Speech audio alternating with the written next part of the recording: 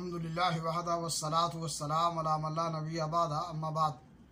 ناظرین کرام، ذوالحجہ کے 10 دنوں میں سے ایک دن عرفہ کا دن ہے جس کی بڑی فضیلتیں ہیں۔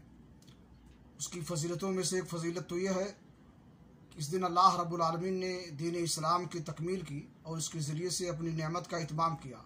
اللہ تعالیٰ نے فرمایا الیوم اکملت لکم دینکم واتممت علیکم نعمتی ورضیت لکم الاسلام دینا۔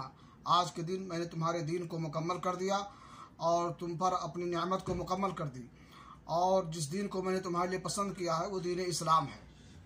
دوسری فضیلت یہ ہے کہ اس دن اللہ رب العالمین بہت سارے لوگوں کو جہنم سے آزاد کرتا ہے۔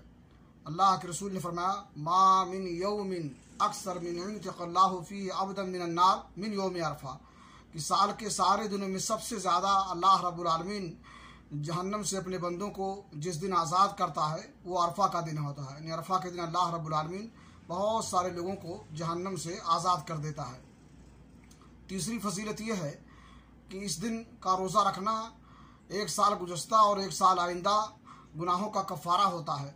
اللہ کے رسول صلی اللہ علیہ وسلم سے سوال کیا گیا اور پوچھا گیا عرفہ کے روزے کے بارے میں، تو آپ نے فرمایا یکفر السنۃ الماضیۃ والباقیہ، کہ عرفہ کا دن روزہ رکھنا ایک سال گزشتہ اور ایک سال آئندہ گناہوں کا کفارہ ہوتا ہے، اور اس کی برکت سے اللہ رب العالمین گناہوں کو مٹا دیتا ہے۔